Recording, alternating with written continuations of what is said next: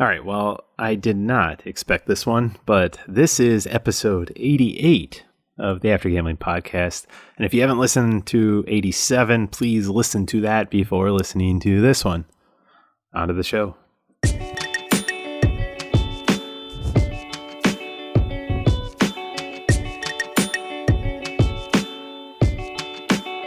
Hey there, and welcome to the After Gambling podcast. My name is Jamie Salzberg. I am a former problem gambler. Now I do this little podcast to help people.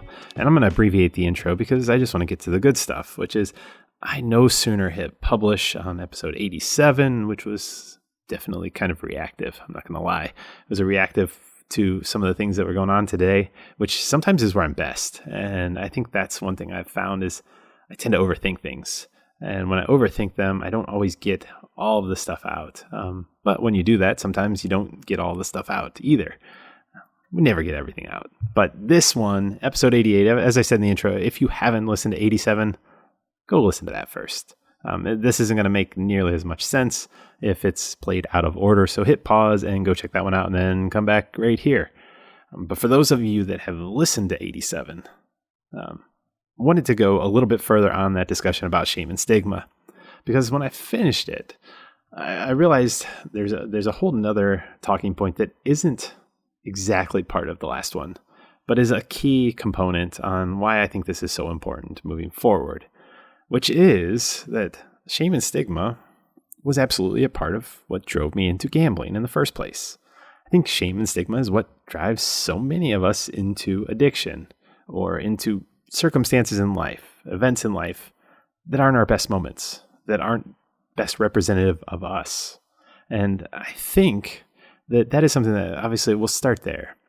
We have these thoughts, these stories, as I like to say, and we'll say quite a bit more going forward. So if you haven't picked up on that story, I think is pretty important. But we have these stories in life, and we have these stories that add up to our experiences and lead to our decision making, right? And for me, and this is fresh because I've been preparing for a chat that I have next week at a local university, which is going to be really good. But I've been spending a lot of time going back over kind of the chronological order of my gambling progression.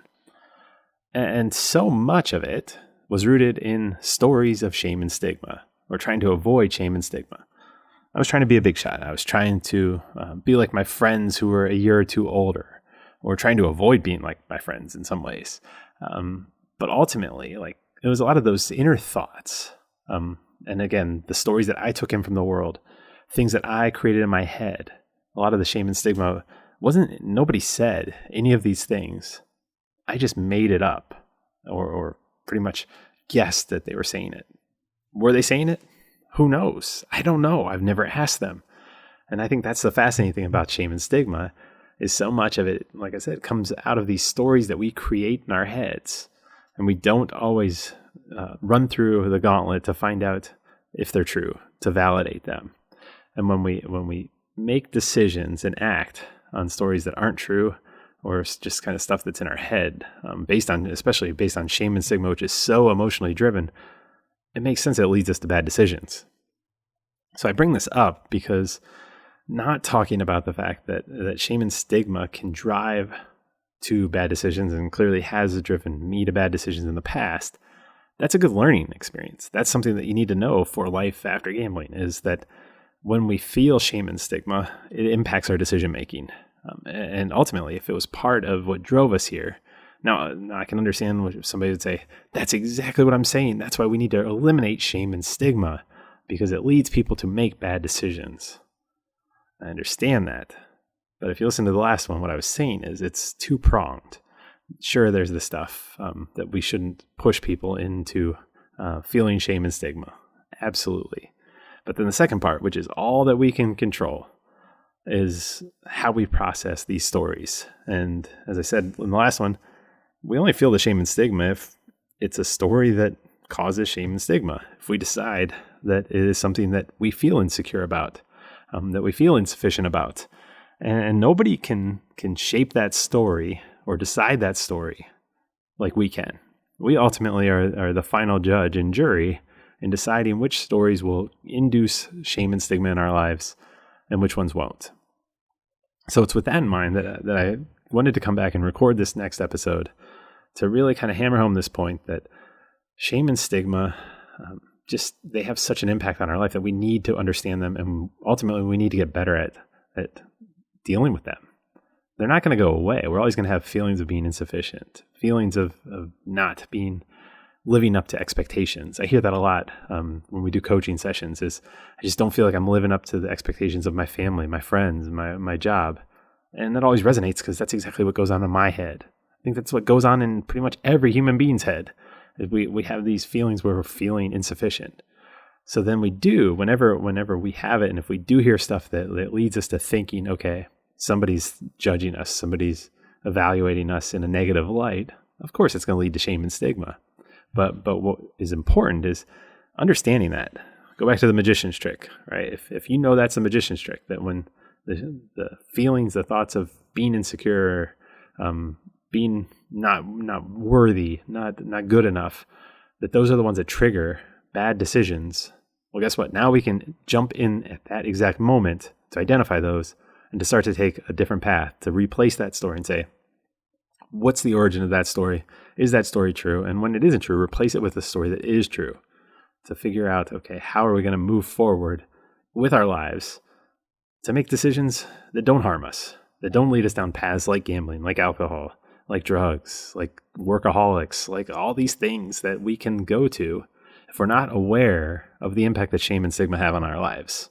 And so that's why I thought this was so important that I wanted to record this today. I don't want to wait. I want to get this out to say that shame and stigma, this is why I think so many people understand that it is important. It's an important topic to discuss. By no means was I trying to downplay it in the last one. It's just merely trying to highlight the fact that we have a role in it. And the more that we can take control of that role and understand that this feeling, these emotions really have huge impact on our day-to-day decision-making, our hour-to-hour decision-making, our minute-to-minute decision-making. I'll even go as far as second to second, right? When we feel those things, that's kind of one of those orange flags we need to be mindful of and say, oh, there it is. I see it. I need to pay attention to it. And ultimately, how do I navigate it so I don't go down the path that I went down in the past? And that's why it's important. That's why dissecting this is important. And ultimately, it's why figuring out what contributes to shame and stigma and how to, I guess, just kind of roll it back, de-escalate things. How do we move it back when it starts to occur? And that's life after gambling, right? It's just life after anything. It's just, hopefully there's an awareness to shame and stigma that maybe you didn't have or I didn't have this morning.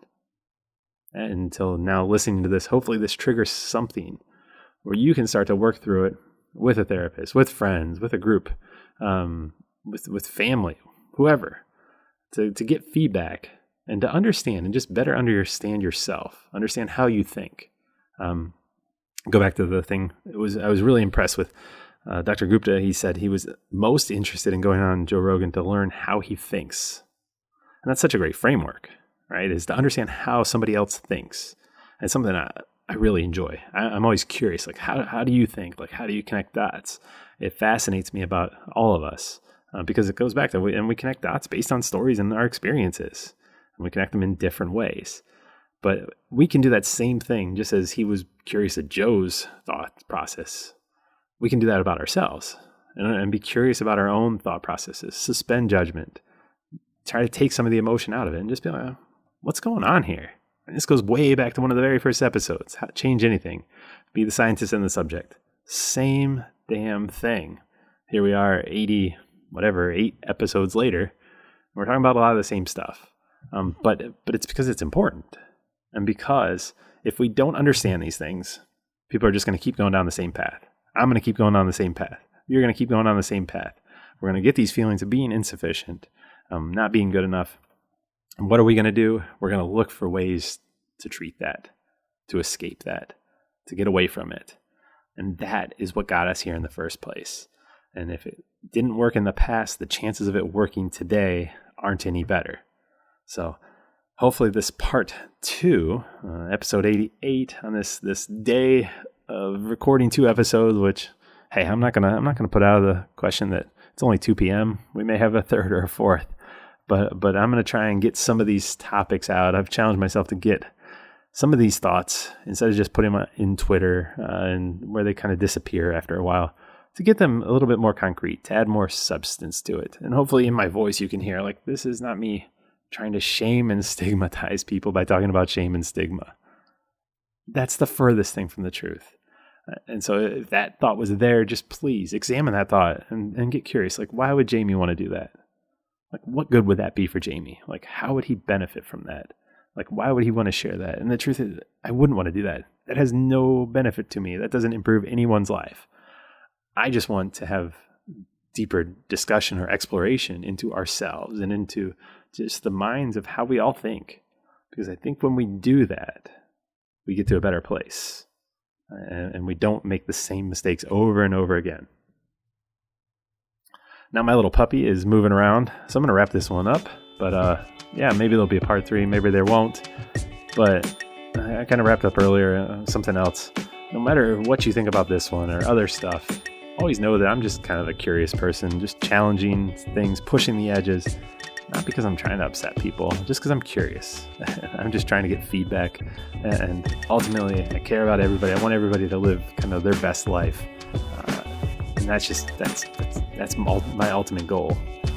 So I do these things to share what, again, works for me, what kind of clicks and makes sense for me, so with the hopes that it makes sense to you. So that's where I am. That's why I do this. But remember, and this is a good point I didn't put in the last one, but all these things, they're difficult.